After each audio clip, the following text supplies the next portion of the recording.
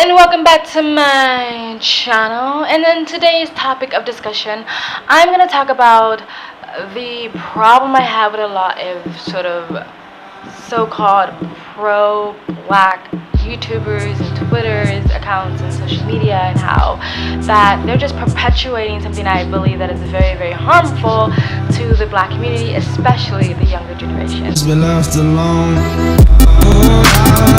Okay, so I've been noticing this for a long time, and I've been wanting to talk about this, and it's kind of one of the reasons why I started my second channel, as I have another channel because I'm traveling right now, that I wanted to have a different sort of voice from a different sort of person that's also black. No, that's not the reason. It is the reason, but it sounds better, more intelligent in my head. It's very typical to see black YouTubers sort of perpetuate the same sort of stereotypes of black people are oppressed and we're victims and white people are inherently racist and all this stuff. And it's profitable to be black and to say those things. It's not very profitable and very popular to be black and say the opposite. So even if someone doesn't believe exactly what they're saying, even if they don't believe exactly that they're oppressed or they're victims, they're going to still perpetuate that logic, because it gets you fans, it gets you likes, it gets you views, especially as a person of color, to say these things, because it's human nature to want your frustration to repeat it back to you, to confirm your own beliefs. And it's human nature, period, to that. And I try to be someone who tries to not be so biased and to dissect everything that I hear, so I'm not just sort of taking in something that because it's something I already believe in. And it's one of the reasons why I stopped watching the Young Turks, because when I start to find out they're pretty biased, and they've been caught editing videos to go along with their rhetoric. I don't want someone to just tell me what I want to hear. I want someone to tell me the truth. And I'm not saying that these people who make these channels don't believe what they're saying is the truth. I still think it's harmful, though. It's my opinion. One of these YouTube platforms that I'm talking about is I believe it's called Grapevine and Grainvine. And when I first saw this channel come out, I was actually quite pleased, because the idea of having a round table of people, of a diverse group of people, even not in skin color, but a diverse group in people when it comes to thoughts and ideas of the same race of people. I liked that idea, but I quickly realized that's not what the show is. It's basically just an echo chamber.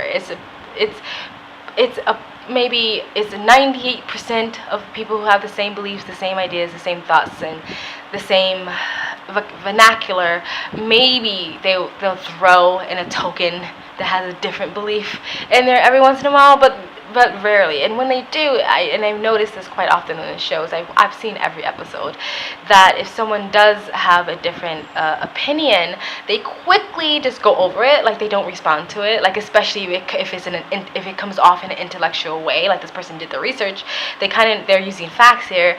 They won't debate that person because they don't want to debate facts, but they'll just go over it. They won't respond to it. I was going to say, because I think there was a question I was asked earlier about what should be done on the part of the oppressed, right? And I think those are the kind of questions I'm more interested in, right? So Martin Luther King, his final book before he passed, he wrote, where do we go from here, right? And he tries to trace the different ways that America's history has had like a lasting impact on people, right? And he says the most perceptible and the most powerful way that the country's history with slavery and Jim Crow has affected black people has been in the destruction of the black family, right? He says this, right? And then there are studies after studies after studies. Raj Chetty had a study of 5 million people over the course of 20 years and found that families that moved from low-income neighborhoods into neighborhoods where there were higher rates of marriage, higher rates of raising children within the family, had higher test scores, made more money, had better life outcomes, right? Today, there is a crisis in the black community, right? And I think that on the part of where do we go from here and how do we understand our issues, I think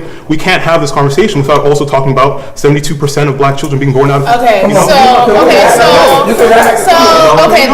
me just, and I'm gonna have to end on this, because I'm very much a proponent of, like, you know, black people looking out for each other and us taking care of each other. But what happened in Charlottesville, and what I really want to focus on, is the white supremacists. But if someone can completely have no facts and going off just assumptions and feelings and just in the past of, you know, the past oppression of black people. Nobody ever calls that person out on it. But if someone has an opposite point of view, but they may not have all the facts, people call them out on it because it's a platform of just of an echo chamber. I actually recently had a bit of a Twitter conversation with one of the people that regularly talks on this platform, and her name is Latasha, and she has her own YouTube channel. And I tweeted I tweeted her, and I also tweeted the Grapevine itself Twitter, and because I watched their video about just Charlottesville, the situation, and I saw at least maybe a little less than half the panel basically say or agree with the idea that black people are victims and they're oppressed and that there is no getting out of it. It is that whole saying, and Latasha herself said something like this, but I'm paraphrasing and I'm sort of saying it in my own way, but it's the same complete message, that white people made the rules to this game of life, right? And if we don't know the rules, then how can we ever win? So stuff like that was sort of being said. What the fuck? So I tweeted both of them and I said, wow, you just told all the young black boys and girls who watch this channel that they will never succeed in life, that they have no way of ever getting out of this so-called oppression or this so-called victimness, that what's the point of trying, right? It's really nice to be a white person and believe in the idea that being an individual magically makes you able to overcome the conditioning of your society. So there is no one in any type of marginalized group in this country that can pull themselves up by their bootstraps and magically remove themselves from our society's ills. Yes, do certain types of people have the opportunities that other people don't have? Of course, the Obamas. Perfect example of that. However, those are exceptions to the rule. Right. And it is ridiculous. I'm not finished. My bad. I'm not finished. Okay. I know you're white and a man, so you think you can talk, but you can okay?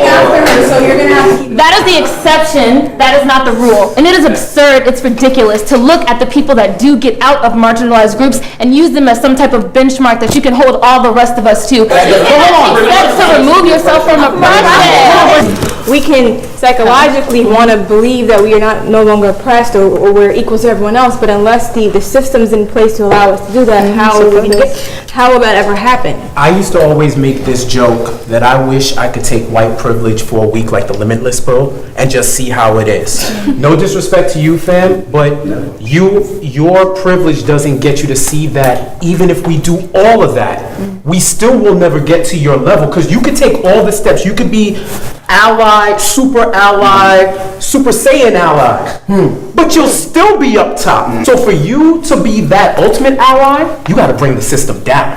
You got to bring the entire system down, including sacrificing your head start so that we all can be equal. Nobody cares if you're a nigga in a suit or a nigga in a hoodie, right? So why try? Why try? Even though the majority of the people on that panel are successful themselves, so you would think they would focus more on those sort of conversations to teach other young black people how to be successful instead of repeating the same slogan of you will never be successful because you are oppressed and you're victims. Of course, they never say that first part bit I just said, but basically if you're saying that, you know, what Latasha sort of said was, you know, this life is a prison and only white people got the key to jail cells. If you're saying that, that's pretty much what you're saying, is that there is no way out, and so what's the point? A prison. So if you were someone who wanted to help like the black prisoners, and you're like, these are great prisoners, they're educated, they're smart, they're nice, I'm gonna be the good CEO who takes care of them. Here's extra cornbread, yo, Devon, I got you. Here's this and that. But you have the choice to walk out of jail when you feel like.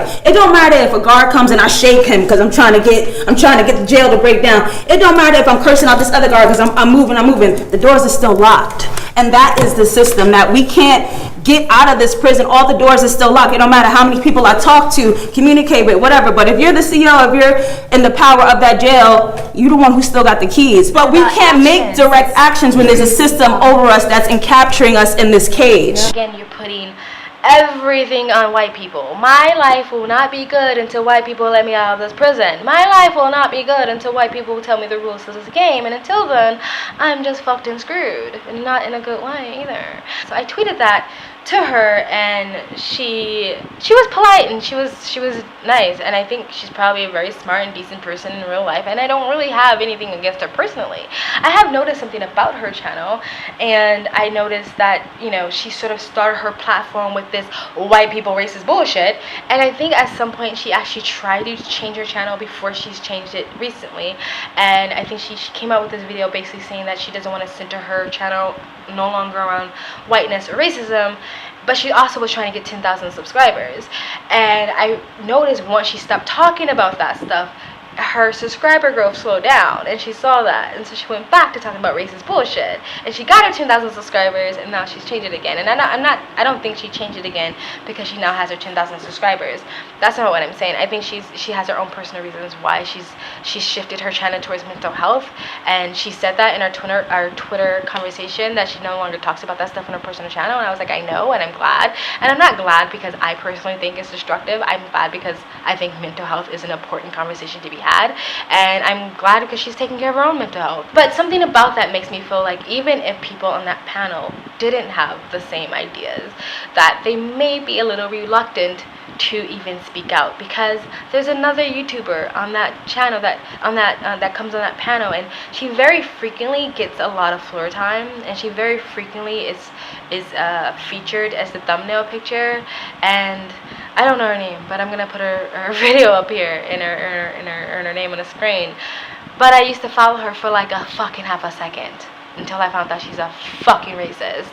And she's very open about her racism. She doesn't call herself racist, but she says she doesn't like white people, she hates white people, and she thinks all white people are inherently racist. That's racist. And she's very open about it. She's very proud about it even. She's almost like, you know, braggy about it. And so as soon as I found out she's a racist, I unsubscribed. Yes, all white people are fucking racist. I think that we're painting people with a broad brush. So, right? Do you feel that you had to learn to like black people or accept black people? Do you feel you were ever racist before? No. Okay, because someone said that all white people are racist. I just wanted to, yeah, I know it was you, because I don't agree with stuff like that. And so to me, again, it's very funny how if someone comes up with a different point of view, even if it's in an intellectual manner, they have their facts, they have their backing, they know what they're talking about, they get brushed over. And I even remember Latasha, and I pointed this out to her, and she said, oh, well, no, we only brushed over what he said because he wasn't sticking to the topic. What, bitch? What you talking about? Because that other racist girl on the channel, that racist girl with the cornrows, her, she had how long of a time of the floor to attack that little skinny white guy that was on the show? Like, what? as a fucking white person that has literally been given everything as both white and a man, to even look at me and fix your lips to talk about fucking victimhood is ridiculous. As a matter of fact, you don't even have permission to talk to me anymore in this panel. Like, she always gets floor time to go off on whatever the fuck she wants to say because she has probably the most followers, and because they probably all believe what she believes. It's an echo chamber, you know? And I see this all the time. I've seen the majority of black YouTubers that I watch that are about social commentary usually says the same fucking dead-ass old slogan that black people are oppressed and victims, and all white people are racist, and blah, blah, blah, blah, blah, blah. I've seen plenty of their shows where they said things and never backed it up with facts or numbers or statistics at all, just said things. They had a one video where they said, if you're black and you date outside a race, then you either hate yourself or you have like a mental illness or something. And if you're white and you date if you date a black person, then you're just a fetish. Gave no numbers, gave no statistics, just your feelings and your assumptions. So, just saying, I don't hate the show. I'll still watch the show because I do think they do talk about interesting topics and subjects, and sometimes they say interesting things. You think there's more police brutality now than it was going on in the 80s or 90s? Like, realistically, it's not even close. But hold on. The difference is now everyone has camera phones, so all these things are getting documented. Yep, I'm telling you, when you talk to any dude that was like our age in the 80s and 90s. Then what does that mean? No, what it means is that, what I'm saying is that the media. I never said it went anywhere. anywhere. But what I'm saying is how the media manipulates it to the point where you think it's occurring at a higher frequency, when in fact, if you look at the trends going from the 80s to now, it's actually decreasing. Not giving any excuses for any. Hold on, but what I'm not giving any excuses for any of the police brutality that goes on today. But I'm just saying you have to take in the context the power that the media has over people, where it makes things appear a lot bigger than they really are. That's all I'm saying. And I'm not trying to like call anybody out or slander anybody. Even though that one girl is a fucking racist. But the creator of the show, she's the lovely black woman who sits at the head of the table in each episode. She went to school for film. This is something she really wants to do, and I bet you it's going to be way easier to break into the industry with this rhetoric than letting people actually have a diverse group of ideas and thoughts on that panel. No, letting people just sort of reiterate the same progressive leftist democratic bullshit is an easier way to slither into the entertainment industry than it is to let half the panel be conservative and half the panel be progressives. I want to see that. I challenge that idea to actually have more than 1% of the panel actually have a diverse group of ideas. And I'm not saying that like they do have a diverse group of ideas within the same idea though. Like they all believe that black people are oppressed and victims, but maybe they believe black women are more oppressed, but other people believe black men. So you know what I mean? It's like they might have a diverse group of ideas within the same, but they all agree on that same idea. Anyway, I think it's really destructive to the black community, especially young people. Again, when I talk about this, I want young people to watch this. I don't care if you want to be a grown-ass person and have a defeatist fucking attitude and tell yourself you're a victim and oppressed all day long and then wonder why your life ain't going nowhere. That is your problem to deal with. I am not your mommy.